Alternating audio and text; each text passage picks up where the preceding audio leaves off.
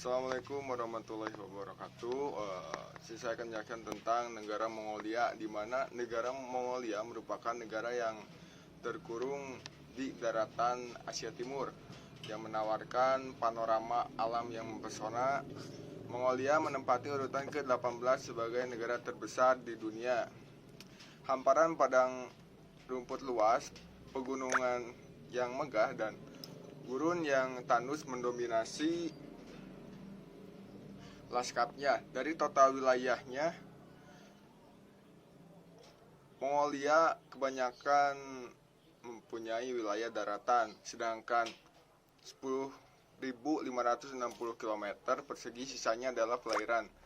Mongolia tidak memiliki laut, melainkan batasan dengan Rusia di utara dan Tiongkok di selatan.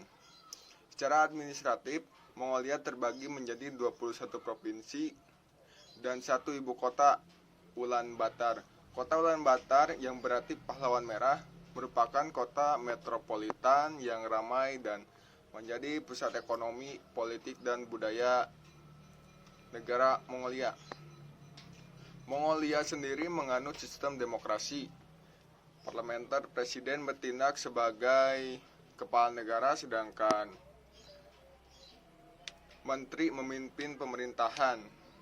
Saat ini, Ugna menjadi pejabat sebagai Presiden Mongolia dan Lupsanamsrai Onyu sebagai Perdana Menteri. Keberagaman agama, mayoritas penduduk Mongolia 53% menganut agama Buddha, Islam 3,8%, Shamanisme 2,9%, dan Kristen 2,6%. Mongolia memiliki sejarah panjang dan kaya. Kekaisaran Mongol yang pernah berjaya di kawasan tersebut di bawah kepemimpinan Genshin Khan berasal dari negeri ini. Kemudian nomaden yang unik masih dibudayakan oleh sebagian penduduk Mongolia. Ekonomi dan mata pencaharian Mongolia bertumpu pada sektor pertambangan, peternakan, dan pariwisata. Pendidikan di Mongolia sendiri terbagi menjadi beberapa jenjang, mulai dari taman kanak-kanak hingga pendidikan tinggi. Akses pendidikan dan layanan kesehatan yang terus diupayakan untuk meningkatkan kualitas hidup masyarakat Mongolia. Adapun sistem pemerintahan Mongolia, di mana sistem politik Mongolia menganut sistem demokrasi parlementer dengan presiden sebagai kepala negara dan perdana menteri sebagai kepala pemerintahan. Adapun nama presiden Mongolia adalah Uknagin Khurelsukh. Periode jabatan dari tahun 2021 sampai tahun 2025. Tugas dan wewenangnya mewakili Mongolia di luar negeri, menetapkan undang-undang, membubarkan parlementer, mengangkat hakim agung, dan memberi amnesti. Adapun parlementer, yang dimana Khural Agung sebagai parlementer di Mongolia, strukturnya satu kamar dengan 76 anggota. Pemilihan anggota parlementer dipilih melalui pemilihan umum yang bebas dan adil. Tugas dan wewenangnya membuat undang-undang, menyetujui anggaran negara, dan mengawasi kinerja pemerintahan. Adapun Perdana Menteri yang bernama Lupsanamsrai Onyu, Partai Revolusioner Rakyat Mongol. Tugas dan wewenang memimpin pemerintahan, menunjuk menteri, menjalankan kebijakan yang disetujui parlementer. Adapun staf-staf negara Mongolia, Wakil Presiden Saibuyan Amarsaikan, Ketua Mahkamah Agung Bajar, Jaksa Agung Nyamdroj, dan Menteri Luar Negeri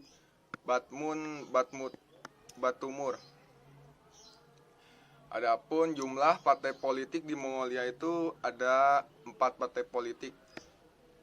yang dimana Partai Revolusioner Rakyat Mongolia yang sedang berkuasa saat ini, Partai Demokrat Mongolia, Partai Kebebasan Mongolia, dan Partai Hijau Mongolia. Ekonomi Mongolia, di mana ekonomi Mongolia ini sangat bergantung pada pertambangan. Sektor ini merupakan kontributor utama bagi produk domestik bruto Mongolia yang menyumbang sekitar 21,8% pada tahun 2021, di mana tembaga adalah komoditas utama, diikuti oleh batu bara, emas, dan seng. Mongolia memiliki cadangan mineral yang besar dan sektor ini terus berkembang. Yang kedua, pertanian. Sektor ini menyumbang sekitar 16% dari PDB Mongolia.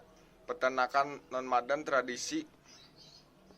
tradisional masih memainkan peran penting dengan domba, kambing, sapi, dan kuda sebagai hewan ternak utama. Produk pertanian utama termasuk daging, susu, wol, dan kasmir.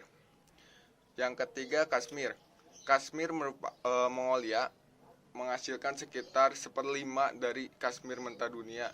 Kashmir adalah serat yang hangat, halus, dan berharga yang digunakan untuk membuat pakaian dan tekstil mewah. Dan yang selanjutnya, budaya dan tradisi Mongolia. Mongolia adalah negara terkenal dengan sejarah nomadennya, memiliki budaya dan tradisi yang kaya dan unik. Budaya ini dibentuk oleh alam yang keras, gaya hidup nomaden, dan pengaruh Buddhisme Tibet. Dan ini ada beberapa aspek budaya dan tradisi Mongolia yang masih eksis hingga saat ini. Dalam makanan ada yang namanya bus, yaitu pangsit kukus yang diisi dengan daging domba atau kambing. Adapun bans, roti pipi yang terbuat dari tepung terigu. Pakaian, adapun pakaian khas Mongolia yaitu dil atau jubah tradisional Mongolia yang terbuat dari wol atau sutra. Adapun togo adalah sepatu bot tradisional Mongolia yang terbuat dari kulit. Budaya dan tradisi Mongolia, adapun yang dinamakan Nadam. Nadam ini adalah festival olahraga tradisional Mongolia yang diadakan setiap tahun, sehingga ini akan terus berlanjut setiap tahunnya. Dan yang kedua ada Yut. Yut itu adalah tenda tradisional Mongolia yang terbuat dari kayu dan kain. Beberapa contoh budaya yang masih eksis di Mongolia yaitu Nadam, di mana festival ini diadakan setiap tahun pada bulan Juli dan menampilkan berbagai macam olahraga tradisional Mongolia seperti gulat, panahan, dan berkuda. Nah, selanjutnya itu kebijakan politik dalam negeri Mongolia. Di sini saya akan membahas tentang kebijakan pendidikannya. Mongolia memiliki struktur pendidikan formal 5, 4, sampai 3. Sekolah dasar memiliki durasi 5 kelas. Sekolah menengah bagian 2 menjadi siklus sekolah menengah pertama. Sekolah menengah pertama terdiri dari 6 kelas sampai 9. Dan sekolah menengah atas terdiri dari 10 sampai 12. Sekolah dasar dan menengah negeri gratis dan terbuka untuk semua anak. Menurut laporan pembangunan manusia Mongolia di tahun 2016, angka partisipasi murni adalah 99,1% pada pendidikan dasar dan 96,1% pada pendidikan menengah. Nah, perbedaan akses pendidikan antara perkotaan dan pedesaan telah menyempit rasio anak perempuan dan laki-laki yang mengenyam pendidikan hingga tingkat sekolah menengah pertama hampir sama. Menurut UNESCO, jumlah anak putusan sekolah di Mongolia adalah 3.169 pada tahun 2017. Mongolia memiliki skor indeks pendidikan PBB sebesar 0,736 pada tahun 2019. Pengeluaran pendidikan untuk pendidikan secara konsisten berkisar sekitar 12% dari total pengeluaran pemerintahan dalam beberapa tahun terakhir. Kualitas dan daya saing internasional perguruan tinggi Mongolia ternyata semakin lemah, yang dimana pengeluaran untuk penelitian dan pengembangan tidak mencukupi sehingga menghambat penelitian ilmiah. Menurut UNESCO, pengeluaran domestik bruto Mongolia untuk penelitian dan pengembangan hanya mewakili 0,1% PDB pada tahun 2017 dan 2018. Turun dari 0,2% pada tahun 2016, kegiatan penelitian dan pengembangan secara besar didanai oleh pemerintah hanya sekitar 5% pengeluaran penelitian dan pengembangan yang disediakan oleh dunia usaha. Menurut Bank Dunia, personel penelitian dan pengembangan per 1 juta penduduk turun dari 1.243 pada tahun 1996 menjadi 1.056 pada tahun 2017.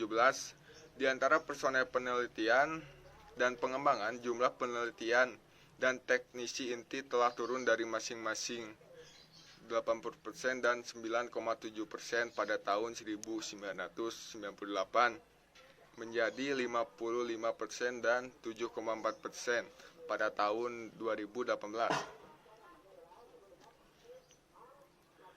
Rendahnya kualitas pendidikan di semua tingkat merupakan tantangan besar bagi Mongolia, meskipun pemerintahan telah melakukan beberapa upaya untuk meningkatkan sektor pendidikan dalam beberapa tahun terakhir.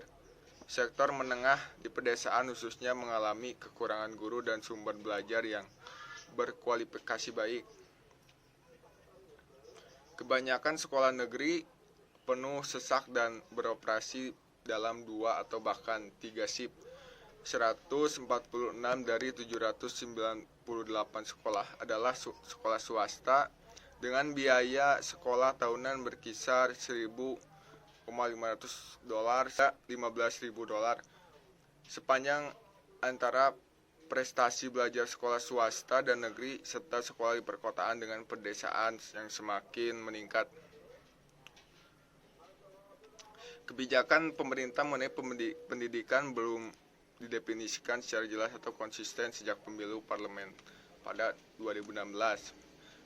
Yang dimana pendidikan tidak memiliki kepemimpinan politik karena telah terjadi 2 kali pengunduran diri dari jabatan pendidikan, kebudayaan dan ilmu pengetahuan sejak pemilu tahun 2016. Adapun kebijakan pendidikan Mongolia menurut pendapat saya, melihat dari kebijakan yang sudah dilakukan oleh Mongolia terhadap kebijakan pendidikan untuk meningkatkan kecerdasan rakyatnya, ternyata Mongolia belum sepenuhnya dikatakan berhasil. Menurut laporan pembangunan Mongolia pada tahun 2016, angka partisipasi murni hanya 99,91% dan pendidikan dasar 96,1% pada pendidikan menengah. Rasio anak perempuan dan laki-laki yang mengenyam pendidikan hingga tingkat sekolah menengah pertama hampir sama. Menurut UNESCO, jumlah anak putus sekolah di Mongolia adalah 3.169 pada tahun 2017. Mongolia memiliki skor indeks pendidikan PBB sebesar 0,736 pada tahun 2019. Rendahnya kualitas pendidikan di semua tingkat merupakan tantangan besar bagi Mongolia. Meskipun pemerintah telah melakukan beberapa upaya untuk meningkatkan sektor pendidikan dalam beberapa tahun terakhir, sekolah menengah di pedesaan khususnya mengalami kekurangan guru dan sumber belajar yang berkualitas baik.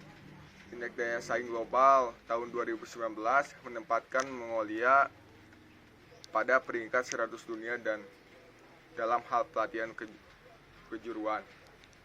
Karena itu, maka Mongolia belum 100% sepenuhnya berhasil dalam melaksanakan kebijakan politik dalam negerinya. Sekian dari saya. Assalamualaikum warahmatullahi wabarakatuh.